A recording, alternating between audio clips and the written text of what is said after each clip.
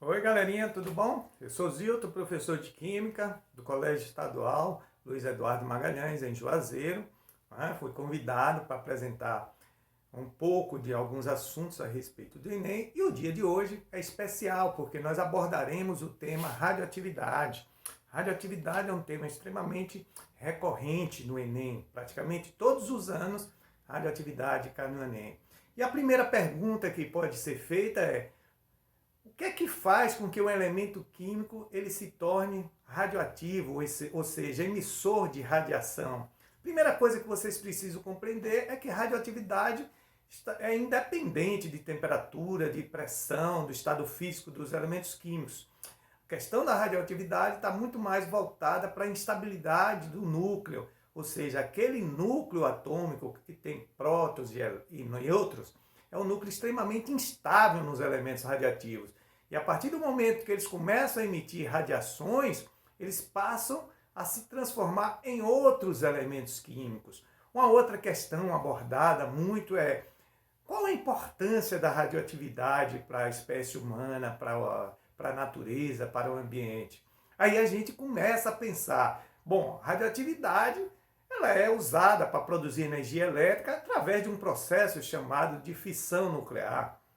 Mas também nós temos o uso da radioatividade na datação fóssil. Então, ou seja, quando você precisa saber a idade de um achado arqueológico, você faz o que nós chamamos de teste do carbono 14.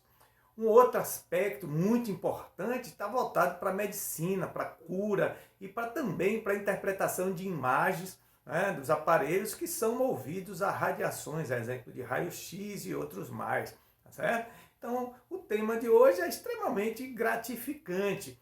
E aí a gente pode trabalhar esse tema de uma forma muito mais abrangente em várias áreas. Inclusive no Vale do São Francisco, né, nós utilizamos a radioatividade aqui também, não só na parte da medicina, mas na parte da fruticultura, onde alimentos, né, frutas frescas que são vendidas, exportadas para alguns países da Europa, para os Estados Unidos, obrigatoriamente elas precisam passar por um banho radioativo para eliminar os micro-organismos que são chamados de pragas quarentenárias e que poderiam estar indo para esses países compradores. Né? Então, o tema radioatividade é um tema fantástico, né? E aí a gente começa a abordar o tema radioatividade não mais na forma de importância, mas sim como é que se dá esses processos de radiação química dos elementos químicos.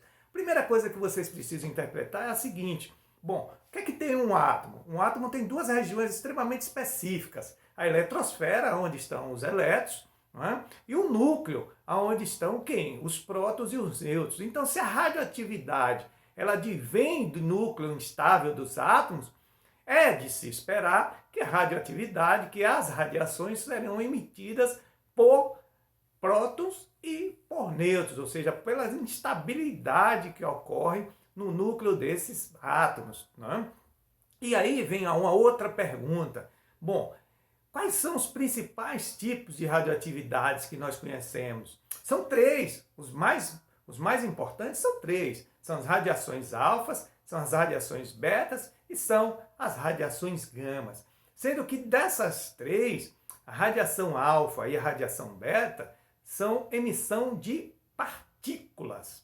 Né? Ou seja, o que são partículas? Se a gente está tratando de núcleo de um átomo, a gente tem que imaginar quem é que está presente no núcleo do átomo. Prótons e nêutrons. Então, bom, se partículas, né, são emitidas pelo núcleo do átomo, é de se pensar que essas partículas são justamente prótons e nêutrons. Não é isso, professor? Isso mesmo.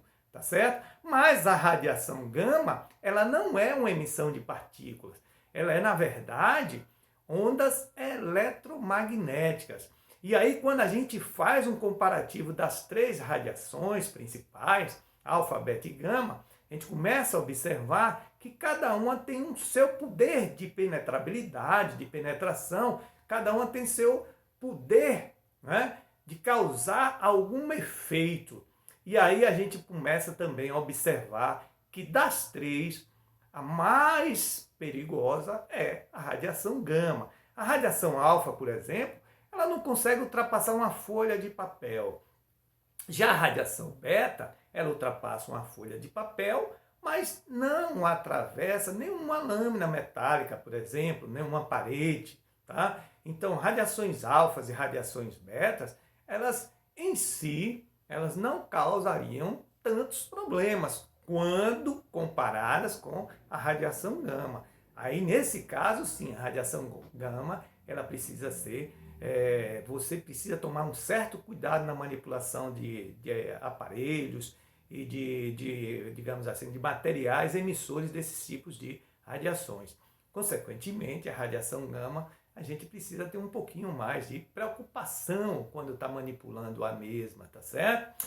E aí vem uma outra questão. Ô Zilton, se os três tipos são radiações alfas, betas e gama, como é que elas em si são e como é que seria isso abordado pelo Enem?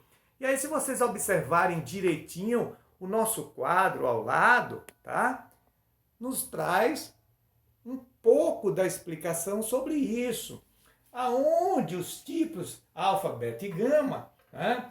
Essas radiações alfas, por exemplo, são radiações emitidas, né, pelo núcleo do átomo, ao qual o núcleo daquele átomo, para cada radiação alfa emitida, ele perde 2 prótons e 2 nêutrons. Consequentemente, aquele átomo que está emitindo uma partícula alfa, ou seja, uma radiação alfa, ele está efetivamente diminuindo o seu número atômico de 2. Por que ele está diminuindo o seu número atômico de 2? Ele está diminuindo o seu número atômico de 2 porque ele está perdendo, o seu núcleo está perdendo 2 prótons. Consequentemente, você precisa subtrair esses 2 prótons. Mas é só isso, professor? Não. Ele também perde 2 nêutrons. Como ele perde 2 prótons e 2 nêutrons, a massa desse elemento químico ela é reduzida a 4. Ou seja, ela é reduzida em 4 unidades. Consequentemente, você vai ter aí um novo elemento químico com número atômico e com massa diferentes de quem? Do elemento original. Já a partícula beta, ela é resultado da desintegração de um nêutron. E o que é um nêutron, professor? Eu já estudei que nêutrons são partículas nulas. Sim, por que eles são tidos como partículas nulas? Porque, na verdade, o nêutron ele é formado de um próton, um elétron e um neutrino. Espera aí, professor. Um elétron não só tem na eletrosfera? Não, elétron só tem na eletrosfera livre. Eles estão livres na eletrosfera. Enquanto que no núcleo do átomo, os elétrons estão combinando com o próton para formar o que nós chamamos de nêutron. Então, ok. E quem é que sai? Quem na verdade sai quando aquele nêutron se desintegra é o elétron. Aquele próton que estava neutralizado pelo elétron, ele passa a somar o número atômico e, consequentemente, surge um novo elemento químico com o número atômico a mais. Vejam só, quando eu pego e comparo o próton alfa, né, com o próton beta, eu vejo que o próton alfa ele já estava livre no núcleo do átomo. Tá? Já o próton que surgiu da radiação beta, ele surge a partir da desintegração do nêutron que tinha ali. Esses elementos são chamados de elementos radioativos, ou seja, os famosos radioisótopos, os emissores de partículas alfas e de partículas betas. E a gama? A gente precisa compreender também o seguinte: toda vez que o elemento estiver emitindo partículas alfa, ele, junto com a partícula alfa, ele emite radiações gamas.